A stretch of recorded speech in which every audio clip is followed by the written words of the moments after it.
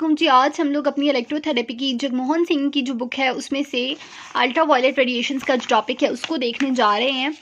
तो स्टूडेंट्स, आप लोगों ने जो है वो इस चीज़ के बारे में वरीड नहीं होना कि हम लोग क्लेटन नहीं पढ़ रहे, हम लोग जो है वो अल्ट्रा यहाँ से पढ़ रहे हैं, अपनी जगमोहन से पढ़ रहे हैं।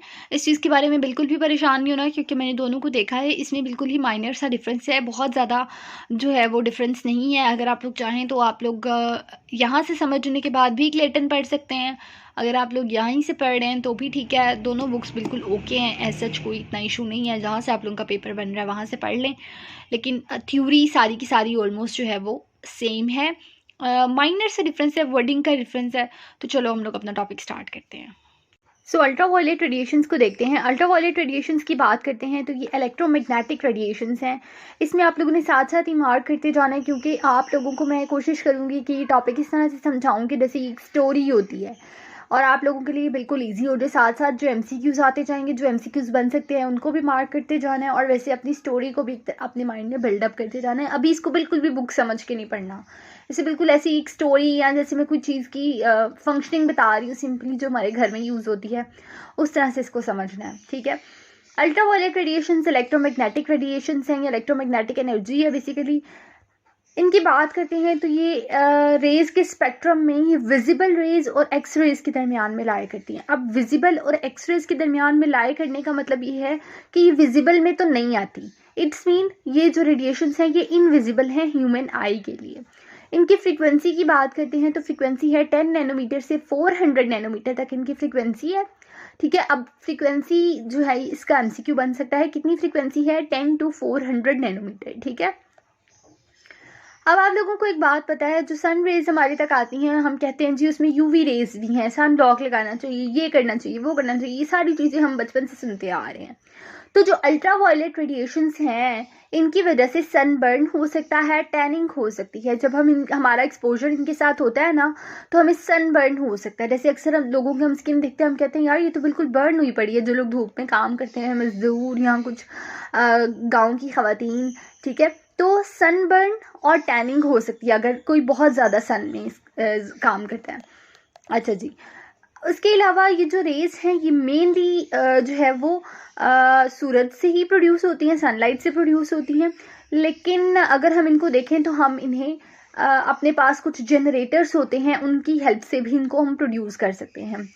Ultraviolet rays visible rays की निस्बत ज़्यादा एनर्जी हमारे तक ट्रांसमिट करती हैं। हमने अपनी स्टडी के लिए, अपनी ईज़ के लिए इन रेज को 3 कैटेगरीज में डिवाइड कर लिया है। हमने कहा UVA रेज हैं, UVB और UVC रेज है। अच्छा, UVC की बात करते हैं। सबसे पहले तो 10 से 400 हमने बोला था ना, तो 280 से बिलो जितनी भी हैं वो UVC में आती हैं। 280 से 315 तक, ठीक है, ये आती हैं UVB में, और जो 315 से 400 तक हैं ये UVA में आती हैं, ठीक है। तो याद रखना है कितनी थी टोटल, 10 से 400, और फिर कैटेगरीज बना लो। 280 से बिलो जितनी भी हैं वो C में हैं, 280 से 315 तक B में हैं, और 315 से 400 तक जो है वो UVA में फॉल करती हैं। प्रैक्टिस करेंगे तो इंशाल्लाह आप लोगों को ये चीज़ याद हो जाएगी। अब मैंने क्या कहा था, ये रेज वैसे तो सनलाइट से प्रोड्यूस होती हैं, लेकिन हम लोग इन्हें जो है वो कुछ जनरेटर्स की हेल्प से, कुछ अपने बनाए हुए ऑपरेटर्स की हेल्प से भी प्रोड्यूस करवा सकते हैं। तो कैसे प्रोड्यूस करवा सकते हैं, अब उसकी प्रोडक्शन को देख लेते हैं। प्रोडक्शन ऑफ UV रेज की बात करते हैं तो अगेन वही बात है कि ये सन से एमिट की जाती हैं। हमने थेराप्यूटिक पर्पस के लिए इनको जो है वो जनरेटर्स बना के, तो वहाँ से हम इनसे बनवा रहे हैं रेज, ठीक है। अब हमारे पास कौन कौन सी जनरेटर्स या कौन कौन सी ऑपरेटर्स मौजूद हैं। हमारे पास मर्करी वेपर लैंप है, high pressure mercury vapour lamp है, क्रोमियर लैंप है, फ्लोरेसेंट ट्यूब्स है, थेराकिटिन टनल है, पुआ ऑपरेटर्स है, ठीक है। ये सारे हमारे पास डिवाइसेस या ऑपरेटर्स मौजूद हैं जिनसे हम लोग UV रेज प्रोड्यूस करवा सकते हैं। अब इनमें से जो ज़्यादातर ऑपरेटर्स हैं वो मर्करी को यूज़ करते हैं रेज को प्रोड्यूस करने के लिए। एक मरतबा रिवाइज कर लेते हैं कि हमने कौन कौन से लैंप्स के नेम लिए थे। हमने कहा था high pressure mercury vapour lamp है, क्रोमियर लैंप है, फ्लोरेसेंट ट्यूब्स है, थेराकिटिन टनल है, पुआ ऑपरेटर्स है, ठीक है। अब इनमें से जो आज हम लोग रीड करने वाले हैं वो high pressure mercury vapour lamp है। वैसे तो हमने सबको ही रीड करना है, सबकी मैकेनिक्स समझनी है कि वो कैसे बने हुए हैं, कैसे वर्किंग कर रहे हैं, लेकिन सबसे पहले आज का हमारा टॉपिक होने वाला है high pressure mercury vapour lamp. High pressure mercury vapour lamp जो है ये बेसिकली क्या होता है, इसकी थोड़ी सी पहले आप लोग इस पिक्चर को समझ लें। तो ये हमारे पास एक यू शेप ग्लास ट्यूब है, ठीक है। अब ये यू शेप जो ग्लास ट्यूब है इसमें आर्गन गैस जो है वो हमने फिल की हुई है लो प्रेशर पे, ठीक है। अब ये जो ट्यूब के दोनों एंड्स हैं ये हमारे पास क्या है, क्लोज्ड है। आपको नज़र भी आ रहा होगा ये एंड्स क्लोज हैं और इनके एंड्स पे हमने इलेक्ट्रोड्स फिट कर दिए हैं। ये जो इलेक्ट्रोड्स हैं इनको एक मेटल के कैप के अंदर इनक्लोज कर दिया गया है और हमारे पास इस ट्यूब के अंदर आर्गन गैस तो फिल की गई है, लेकिन इसके साथ साथ इसके अंदर मरकरी भी हमारे पास मौजूद है। यहाँ पे जो सारी इसकी लिखा हुआ है कि कैसे बनी है और साथ में यहाँ पे हम इसके पास कोई वोल्टेज या कोई बैटरी वगैरह कनेक्ट कर देंगे, फिर करंट फ्लो स्टार्ट हो जाएगा। वो सारी चीज़ें भी अब हम देखते हैं। ये एक यू शेप ग्लास ट्यूब है जिसमें आर्गन गैस जो है वो लो प्रेशर पे फिल है। इसमें कुछ अमाउंट में मरकरी भी इनक्लोज है। ये जो ट्यूब है ये दोनों एंड से सील है। ये सारी बातें हम पिक्चर में ऑलरेडी देख चुके हैं। अब ये जो यू शेप ग्लास ट्यूब है ये as a point source act करती है। इसमें जो बर्नर होता है वो क्वार्ट्ज का बना होता है। अगेन आप लोग जाके ज़रा उस पिक्चर को देखें, उसको फोकस करें, अपनी बुक सामने रख लिया करें लाजमी वीडियो देखते वक्त, ताकि आप लोगों को अपनी बुक पे साथ साथ मार्क करते जाएं। इसमें जो बर्नर होता है वो क्वार्ट्ज का बना होता है। अब ये क्वार्ट्ज का बनने का मकसद ये है कि जो भी अल्ट्रा वायलेट रेज प्रोड्यूस होंगी वो क्वार्ट्ज में से इजीली पास कर सकती हैं और क्वार्ट्ज जो होता है ये यूजुअली हाई टेम्परेचर को बर्दाश्त कर सकता है, इसलिए हमने ये जो ट्यूब है इसमें बर्नर को क्वार्ट्ज का बनाया है, ठीक है। अब at the end of tube again वही बात जो मैंने बताई थी कि वहाँ पे हमने इलेक्ट्रोड्स लगा दिए। इलेक्ट्रोड्स को मेटल कैप्स के अंदर हमने क्लोज कर दिया और दोनों जो इलेक्ट्रोड्स हैं उनके अक्रॉस एक हमने हाई पोटेंशियल डिफरेंस जो है वो सेट कर दिया। अब ये जो हाई पोटेंशियल डिफरेंस है ये किस तरह से हम सेट करते हैं, स्टेप अप ट्रांसफार्मर को यूज़ करते हैं हाई पोटेंशियल डिफरेंस को सेट करने के लिए, ठीक है। अब कितना पोटेंशियल डिफरेंस होता है दोनों इलेक्ट्रोड्स के दरमियान में, वो होता है 400 वोल्ट्स, ठीक है। जब कभी भी पोटेंशियल डिफरेंस इसमें सेट होता है तो जो इसमें मौजूद आर्गन गैस होती है वो आयनाइज हो जाती है। जब आर्गन गैस आयनाइज हो जाएगी तो क्या होगा, उसमें जो आयनाइज होने का मतलब है कि वो पॉजिटिव और नेगेटिव आयंस की फॉर्म में हो गई है, चार्ज हो गई है। और ये जो चार्जेस हैं ये रिस्पेक्टिव पोल्स की तरफ मूव करना शुरू कर देते हैं। एज यू ऑलरेडी नो कि पॉजिटिव जो है वो नेगेटिव की तरफ अट्रैक्ट होता है, नेगेटिव जो है वो पॉजिटिव की तरफ, यानी उस ट्यूब में मौजूद जो चार्जेस थे पॉजिटिव चार्जेस नेगेटिव वाले इलेक्ट्रोड की तरफ जाना शुरू हो जाते हैं, नेगेटिव वाले चार्जेस पॉजिटिव वाले इलेक्ट्रोड की तरफ जाना शुरू कर देते हैं और इस तरह से इसमें मूव करना शुरू कर देते हैं। जब चार्जेस मूव कर रहे हैं तो इट्स मीन हमारे पास एक करंट फ्लो करना शुरू हो गया है। बेसिकली करंट क्या होता है, करंट भी तो चार्ज मूव कर रहे हैं तो उसी को तो हम कहते हैं कि फ्लो ऑफ चार्ज जो है वो करंट है। तो करंट फ्लो होना शुरू हो गया। सबसे पहले क्या हुआ, आर्गन गैस आयनाइज हुई, पॉजिटिव और नेगेटिव पार्टिकल्स में जो इलेक्ट्रॉन्स थे वो पॉजिटिव टर्मिनल की तरफ मूव कर गए, जो पॉजिटिव आयंस थे वो नेगेटिव टर्मिनल की तरफ मूव कर गए। अब ये जो चार्ज्ड हमारे पास गैस है ये कुछ न्यूट्रल आर्गन गैस भी वहाँ पे मौजूद होती है, उसके साथ कोलिजन होती है, उसके साथ टकराव होता है उन मॉलिक्यूल्स का। और जब ये हमारे पास चार्ज गैस न्यूट्रल के साथ आयनाइज होती है तो फर्दर आयनाइजेशन होती है और एक ऐसे ग्लो प्रोड्यूस होता है, एक चमक, एक शाइन प्रोड्यूस होती है और इस ग्लो के साथ साथ जो है वो हीट भी प्रोड्यूस होती है। अब हीट प्रोड्यूस होने से और ग्लो प्रोड्यूस होने से क्या होता है कि उसकी हमने कहा था ट्यूब के अंदर एक मरकरी भी फील होती है। जो मरकरी फील है वो लिक्विड मरकरी है। अब इतना हीट और इतना टेम्परेचर हो गया तो वो जो लिक्विड मरकरी थी अब वो आयनाइज होना शुरू हो जाएगी वो मरकरी, ठीक है। मरकरी की वेपराइजेशन होना शुरू हो जाएगी, मरकरी जो लिक्विड थी वो वेपर्स की फॉर्म में कन्वर्ट होना शुरू हो जाएगी, ठीक है। यहाँ तक आप लोगों को होपफुली समझ आ गया होगा, कुछ भी मुश्किल नहीं है। हम जरा पिक्चर पे दोबारा जाके फोकस करते हैं और ये सारी बात को देखते हैं।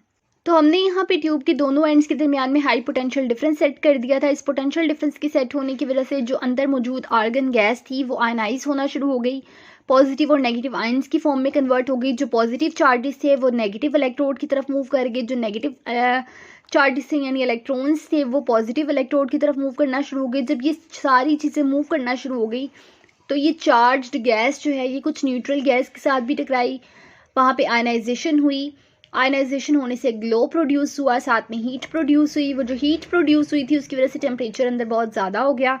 टेम्परेचर ज़्यादा होने से क्या हुआ कि जो लिक्विड मरकरी था वो हमारे पास आयनाइज होना शुरू हो गया, वेपराइज होना शुरू हो गया। ये सारी स्टोरी अभी तक हमने रीड की है, ठीक है।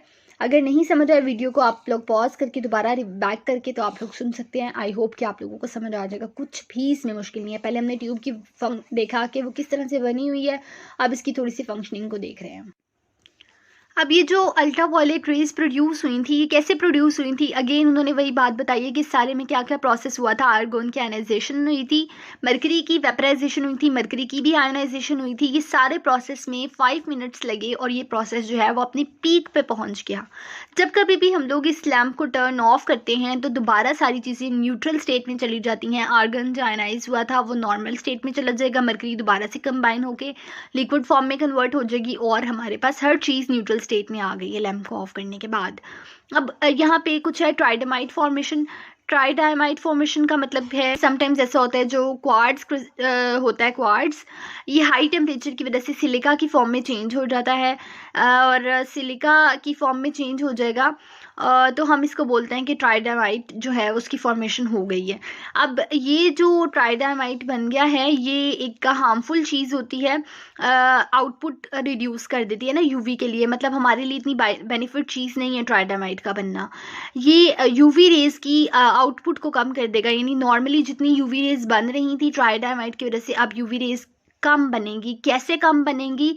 क्योंकि देखो हमने कहा था वो जो ट्यूब है वो ग्लास ट्यूब है, लेकिन अब यहाँ पे क्या है, ट्राइडामाइट बन गया तो वो ग्लास ट्यूब अब ट्रांसपेरेंट नहीं रही, अब वो ओपैक हो गई है। ओपैक का मतलब है कि ऐसी चीज़ जिसके आर पार नहीं देखा जा सकता, ठीक है। ट्रांसपेरेंट ऐसी चीज़ जिसको हम देख सकते हैं, जैसे शीशे का ग्लास हमारे घर में ट्रांसपेरेंट है, ठीक है। ओपैक चीज़ जिसको हम नहीं देख सकते कि इसमें क्या है क्या नहीं है, ठीक है।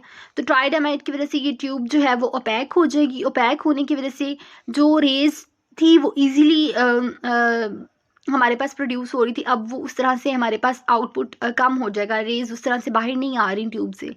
जैसे जैसे हम इस लैम्प को इस्तेमाल करते हैं ज़्यादा ज़्यादा ट्राइडामाइट बनता है, ज़्यादा ज़्यादा बनता है तो यूवी रेज की प्रोडक्शन कम हो जाती है। तकरीबन 1000 आवर्स चलने के बाद इतना ट्राइडामाइट बन जाता है कि हम लोगों को अब लैम्प को या जो बर्नर की ट्यूब है उसे हमें चेंज करना पड़ता है, क्योंकि अब वो उस तरह से हमारी वर्किंग नहीं कर रही। जैसे कहते हैं ना कि इस चीज़ की लाइफ इतनी है, इतने घंटे चलने के बाद ये फंक्शनिंग उस तरह से नहीं करेगी। इस तरह से यहाँ पे भी बताया कि 1000 आवर्स के बाद जो है इसकी वर्किंग उस तरह से नहीं रहती।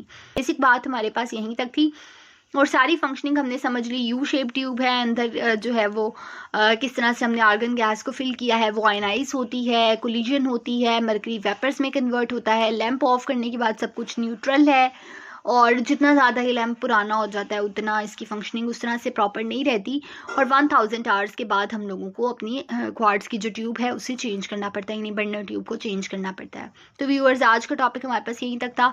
इंशाल्लाह हम लोग अपनी नेक्स्ट वीडियो में जो है वो क्रोमियर लैम्प को डिस्कस करेंगे। तो अगर आप लोगों को ये वीडियो पसंद आई है वीडियो को लाइक शेयर और चैनल को सब्सक्राइब ज़रूर करना और कमेंट बॉक्स में अपना फीडबैक देना हरगिज़ नहीं भूलना। डिस्क्रिप्शन बॉक्स में मैंने आप लोगों को व्हाट्सएप चैनल का और इंस्टा का लिंक दे दिया, आप लोग उसे जाके फॉलो कर सकते हैं। वहाँ पे भी हम लोग इसी तरह स्टडी रेलिवेंट कुछ ना कुछ वीडियोस शेयर करते रहते हैं या कुछ MCQs शेयर करते रहते हैं जो आप लोगों के लिए काफ़ी ईजी होने वाले हैं। तो अभी मुझे डालने से पहले सिर्फ इतना बता दें कि UVA, UVB और UVC की क्या इंटेंसिटीज़ आप लोगों को याद है। अगर याद है तो कमेंट में ज़रूर लिख के जाइएगा।